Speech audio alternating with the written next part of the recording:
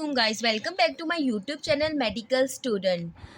जैसा कि आपको पता है, मैं आपको इससे पहले वीडियोस में मेडिसिन्स के रिव्यूज़ देती हूँ, तो मैंने सोचा क्यों ना आपकी इन्फॉर्मेशन में भी इजाफा किया जाए और आपके क्यों ना कॉन्सेप्ट को और ज़्यादा स्ट्रॉन्ग किया जाए। आज जो टॉपिक मैं आपके साथ डिस्कस करने वाली हूँ वो है brain abscess. What is brain abscess?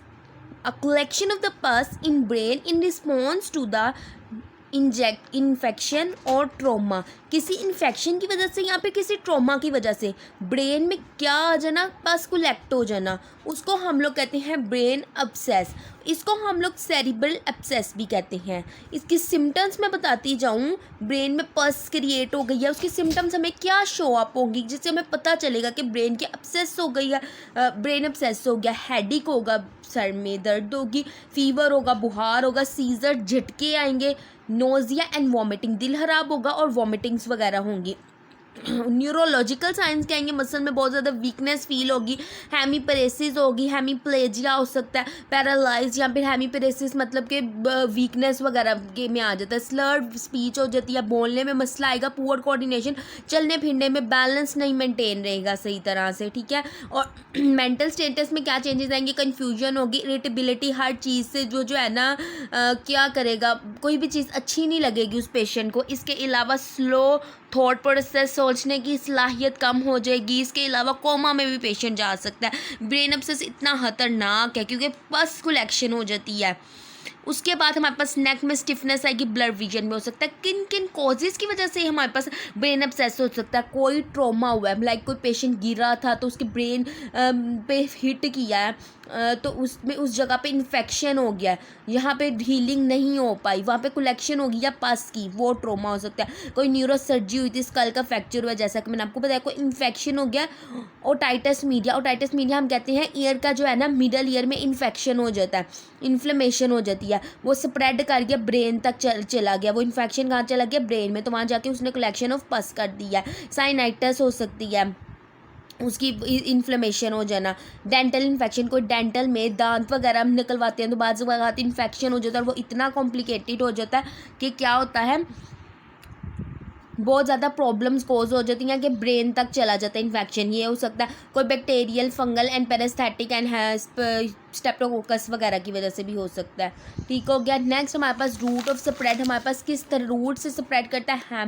हेमेटोजीनियस spread भी हो सकता है और डायरेक्ट स्प्रेड भी कर सकता है। हेमेटोजेनेसिस थ्रू ब्लड, ब्लड के थ्रू जो है ना हमारा जो है ना इन्फेक्शन या जो है ना पस जो है ना ब्लड के थ्रू जो है ना हमारे जाके ब्रेन को अफेक्ट करेगा।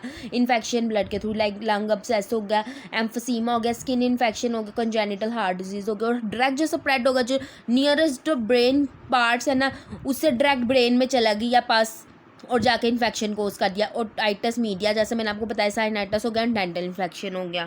जी, नेक्स्ट मैं आपको इसकी पैथोफिजियोलॉजी बताती जाऊँ तो क्या होगा? एंटर हुआ पैथोजन हमारी ब्रेन टिश्यू में। कोई भी पैथोजन क्या है? जो हमारे पास बैक्टीरिया, वायरस वगैरह जो आया बाहर से हमारे ब्रेन टिश्यू पे गया है। ब्रेन टिश्यू क्या, कोई एंटीजन बाहर से आया है तो इम्यून सिस्टम एक्टिवेट होगा कि कोई बाहर से है उसको किल करो, तो उसके नतीजे में क्या होगा? रिलीज होंगे साइटोकाइन रिलीज होंगे, तो वो इनवाइट करेंगे मोर WBCs को कि वो साइट ऑफ इन्फेक्शन की साइट पे जाएं। तो नेक्स्ट क्या होगा? इन्फ्लेमेटरी प्रोसेस बिगन होगा और इसमें क्या होगा? फैगोसाइटोसिस क्या होता है? इनगल्फमेंट करना, उसको जाके उस जगह को खाएंगे, वहाँ पे क्या होगा? कलेक्शन ऑफ पस हो जाएगी उस एरिया में, उसको हम ब्रेन एब्सेस कहते हैं।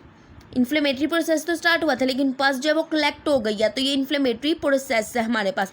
ब्रेन एब्सेस बन गया, एक ब्रेन एब्सेस बन गया या कलेक्शन ऑफ पस हुई है ब्रेन में।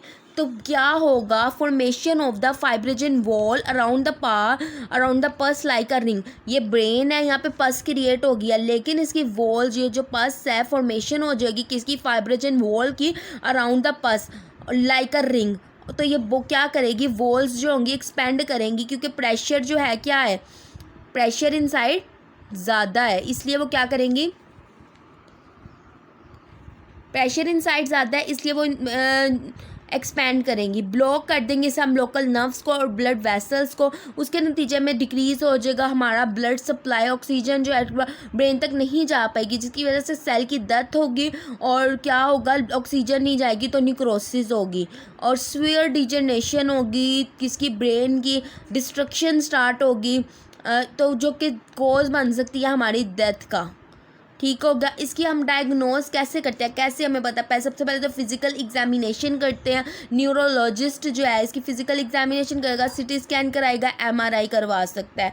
ठीक है। इसके ट्रीटमेंट में हम लोग क्या यूज़ करवाते हैं? आईवी के थ्रू हम लोग एंटीबायोटिक्स देते हैं, ग्लूकोकॉर्टिकोस्टेरॉइड्स देते हैं, स्टेरॉइड्स का यूज़ करवाते हैं। स्टेरॉइड्स क्यों यूज़ किए जाते हैं? ये इन्फ्लेमेटरी प्रोसेस को रिड्यूस करने के लिए, कम करने के लिए हम स्टेरॉइड्स यूज़ करते हैं। नेक्स्ट हम प्रोसीजर मेडिसिन तो देंगे। नेक्स्ट प्रोसीजर सर्जरी के थ्रू हम नीडल सर्जरी करेंगे, चाहें तो हम नीडल एस्पायरेशन कर सकते हैं, मतलब कि नीडल के थ्रू हम पस वगैरह को जो कलेक्ट हुआ है ब्रेन में उसको निकाल सकते हैं। इसके अलावा सर्जिकल स्कर्जन के सर्जिकली जो है कट कर और फिर पस रिमूव कर सकते हैं। ये था आज का टॉपिक। आई होप आपको समझ आई होगी। अगर आपको समझ आई है तो मेरे चैनल को आपने ज़रूर सब्सक्राइब करना है, लाइक करना है, कमेंट में मुझे बताना है अगर कुछ टॉपिक या कोई भी पॉइंट आपको समझ नहीं आया। इंशाल्लाह I will answer you. Thank you so much. अल्लाह हाफ़िज़।